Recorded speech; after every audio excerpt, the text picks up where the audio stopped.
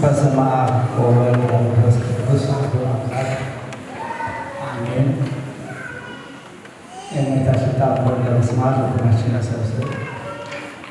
ለክርስቲያን ሁሉ የእመቤታችን ታምር መስማት ቀላል አይምሰለው፣ የከበረ ገናና ነውና ወንዶችም ሴቶችም ወደ ግዝት እንዳይገቡ መስማትዎን አያስታርቁ።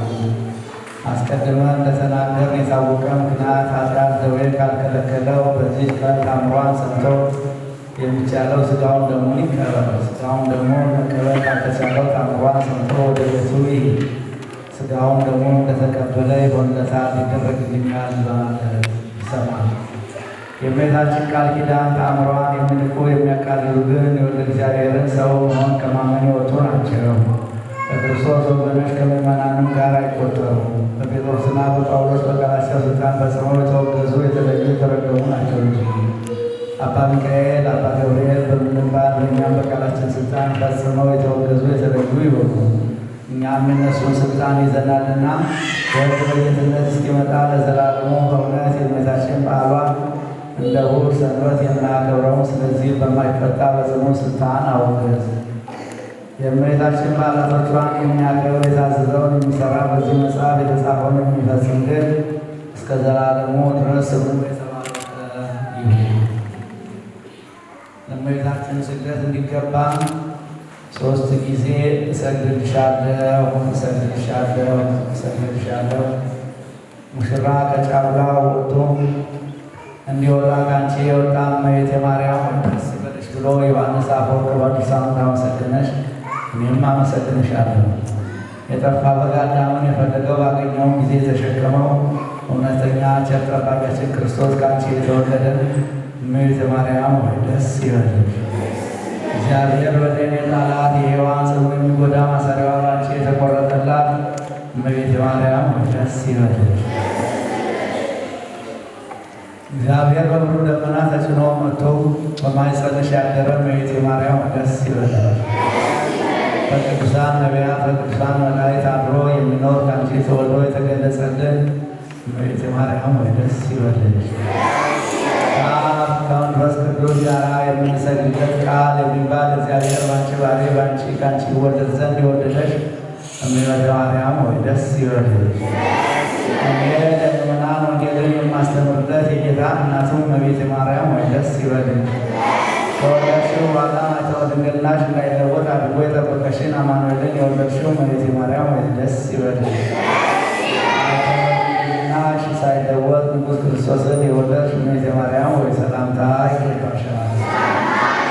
ማኅፀነ ድንግልናሽ ሳይለወጥ ንጉሥ ክርስቶስን የወለድሽ እመቤቴ ማርያም ሆይ ሰላምታ ይገባሻል። ልዩ መድኃኒታችንን በመውለድሽ እናትን አገልጋይን ተብለሻልና እግዚአብሔር ባሕርይሽን ባሕርይ አድርጎ ባለሟልነትን አግኝተሻልና እመቤቴ ማርያም ሆይ ሰላምታ ይገባሻል። እና ከምንወደው እሱን በመውደድ ኃጢአታችንን ያስተሰርይልን ዘንድ ለምኝልን። ታምሪሃ ለእግዝእትነ ማርያም ድንግል ወላዲተ አምላክ ጸሎታ ወበረከታ ያምስሌነ ለዓለመ ዓለም አሜን። ልመናዋ ክብሯ በእኛ ለዘላለም በእውነት ይደርብንና አምላክን የወለደች በድንጋሌ ሥጋ በድንጋሌ ነፍስ ያጸናች ክብርት እመቤታችን ያደረገችው ተአምር ይህ ነው። ከዕለታት በአንድ ቀን ይኸውም እሑድ ሰንበት በመጋቢት ወር በ29 ቀን አምላክን የወለደች በድንጋሌ ሥጋ በድንጋሌ ነፍስ የጸናች እመቤታችን ጸሎት ስትጸልይ መልአኩ ገብርኤል በፍጹም መፍራት ተገልጾ ደስ የሚያሳይ ነገር ነገራት። ባየችውም ጊዜ ደነገጠች። ምልዕተ ጸጋ ክብር ሆይ ምልዕተ ክብር ሆይ እግዚአብሔር ቢያድርብሽ ጸጋን አግኝተሻልና አንድነት ፍቅር ይገባሻል አላት። ከአነጋገሩም የተነሳ ደንግጣ ፈርታ ሸሸች። ወደ ቤቷ ገብታ እንደ ልማዷ ተቀምጣ ሐርና ወርቅ እያስማማች ስትፈትል ይህ የምሰማው ሰላምታ የማየው ነገር ምንድን ነው እያለች በልቧ እያሰበች ይህንን ስታወጣ ስታወርድ መልአኩ ገብርኤል ተገልጾ ደስ የሚያሰኝ ነገር ነገራት። ማርያም በእግዚአብሔር ዘንድ ባለሟልነትን አግኝተሻልና አይዞሽ አትፍሪ፣ ደስ ይበልሽ አላት። እነሆ ትጸንሻለሽ፣ ወንድ ልጅም ትወልጃለሽ፣ ስሙንም ኢየሱስ ትዪዋለሽ አላት። ይኸውም ወገኖቹን ከኃጢአታቸው ፍዳ የሚያድናቸው ነው፣ ገናና ነው። እመቤታችን ወንድ ሳላውቅ ይህ ይደረግልኝ ዘንድ እንደምን ይሆንልኛል አለችው። መልአኩ መንፈስ ቅዱስ ያድርብሻል፣ ኃይለ ልዑል ወልድም ሥጋሽን ይለብሳል አላት። ከአንቺ የሚወለደው እግረ መንፈስ ቅዱስ ነውና የሕያው እግዚአብሔር ልጅም ይባላል። እነሆ ከዘመዶችሽ ወገን የምትሆን ኤልሳቤጥ እንኳን በፍጹም እርጅናዋ ጸነሰ፣ ለእግዚአብሔር የሚሳነው ነገር የለምና። እመቤታችንም እንደ ቃልህ ይሁንልኝ አለችው። መልአኩም አምላክን የወለደች በድንጋሌ ሥጋ በድንጋሌ ነፍስ የጸናች ክብርት እመቤታችንን ነገሯን ሰምቶ ደስ አሰኛል። ከዚያችም ሰዓት ጀምሮ መንፈሳዊ ኃይልን ተመላች፣ የእግዚአብሔርን ቃል በማኅፀኗ አደረ። እመቤታችንም ፈጽሞ ደስ እያላት መላእክትም እያረጋጓት ኖረች። ልመናዋ ክብሯ በእኛ ላይ ለዘላለም ይደርብን፣ አሜን።